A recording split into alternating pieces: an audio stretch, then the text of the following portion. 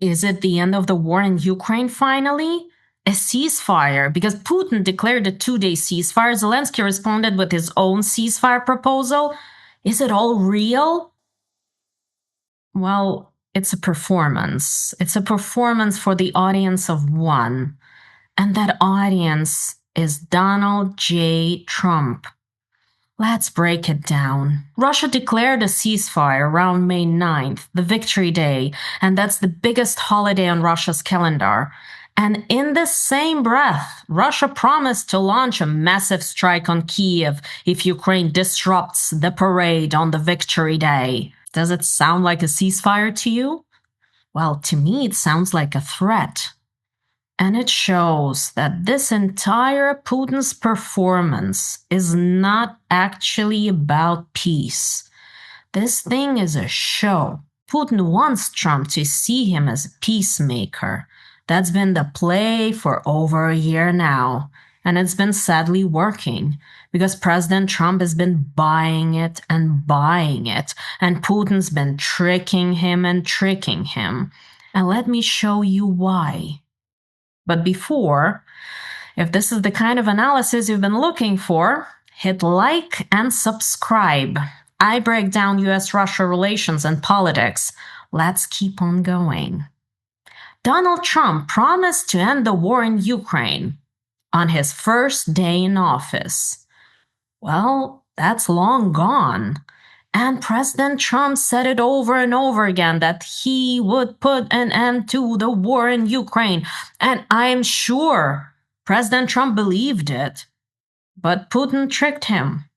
Since returning to the White House, Trump has had 12 phone calls with Putin. 12. Trump's envoy, Steve Witkoff, has gone to Moscow multiple times, as well as Jared Kushner, and they both were supposed to visit Moscow and Kyiv, but that trip was quietly shelved. Well, why? Because they're too busy with Iran? They cannot do two things at a time? Or maybe there are some other diplomats that could go if there need to be some shuttle diplomacy? Maybe there's the diplomat, the man, Marco Rubio. No way. No. Kremlin would do anything and everything in their power to never talk to Marco Rubio. But that passionate hatred of the Kremlin towards Marco Rubio is for some other time. So why? Why didn't Kushner and Witkoff visit Moscow? Because President Trump doesn't want to draw attention to what is happening. 12 phone calls, endless shuttle diplomacy, and no end to the war in sight, while the midterms are coming up close. This is an enormous, unfulfilled promise of the election campaign. And President Trump doesn't like unfulfilled promises, especially before the midterms. President Trump needs someone to blame, and he chose Zelenskyy. President Trump has done it publicly at least 7 times. He's called Zelenskyy the man with no cards to play. He said that Zelenskyy wants to fight instead of making peace. When a reporter asked President Trump why hasn't the war ended, President Trump answered with one word: Zelenskyy.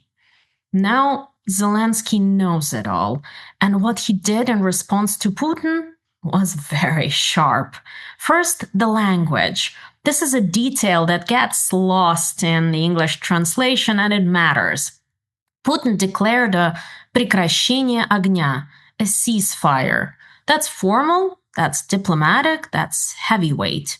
Zelenskyy did not merely accept Putin's ceasefire. He announced something different.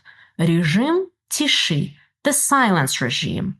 That's a military term. That's less formal, that's less binding, and it carries zero recognition of Putin's initiative. Zelenskyy isn't joining Putin's ceasefire. He's doing his own thing on his own terms. And here's the twist. He started it 2 days earlier. Putin's ceasefire is starting on May 8th. Zelenskyy's silence regime starts May 6th, which means any Russian attack violates Ukraine's ceasefire. Putin wanted to look like a peacemaker, Zelenskyy showed up to the peace party 2 days early and said, "Where were you?"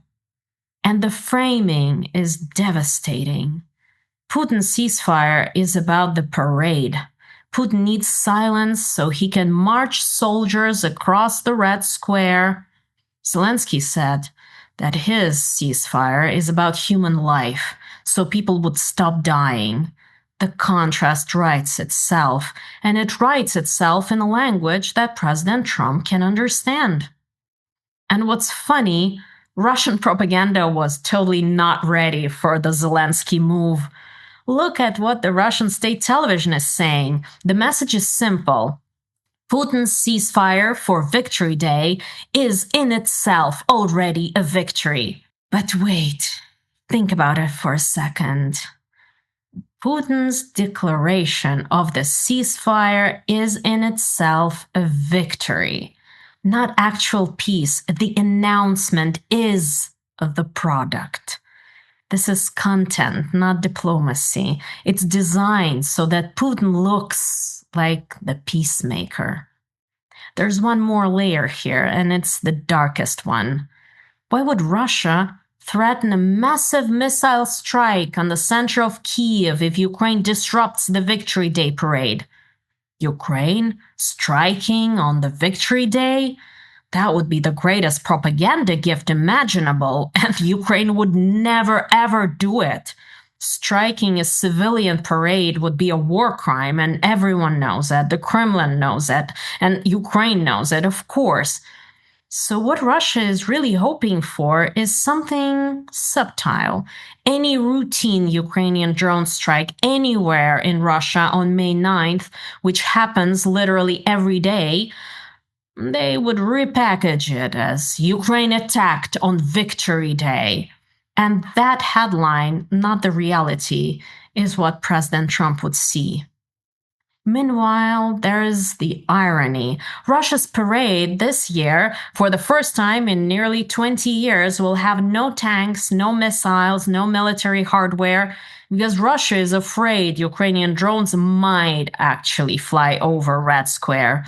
The country that is supposedly winning the war cannot safely park a tank on its most famous square. So let's put it all together. Trump promised the end to this war, and he couldn't achieve it. He doesn't want to be blamed. Putin gives him someone else to blame, Zelenskyy, by performing as peacemaker on the stage built for one viewer. Russian propaganda packages the performance, and the cycle continues and continues. But Zelenskyy, to his credit, knows this game. He's outmaneuvering Putin diplomatically, starting ceasefire earlier, choosing smarter language, framing everything around human life instead of parades. And he's recently made himself useful to Trump in the Iran war, offering drone expertise that American allies desperately needed. Which is why Trump suddenly said yesterday, "I like Zelenskyy," after a year of blaming him for everything. And I like Zelenskyy. I've always sort of gotten along with him, other than the one moment in the White House, which I thought was a little aggressive on his behalf. But none of this is actually about peace. The Easter ceasefire last month collapsed in just a few hours. This one probably will too. These aren't steps toward ending the war. They're moves in a performance where the stage is in Moscow and the script is written only for Washington. Well, and people are actually dying. You should watch the next few days. Watch who Trump praises. Watch who he blames. That will tell you more about where this war is heading than anything that happens on the ground. And now, thank you for watching. Share this, like this, and I'll see you in the next one.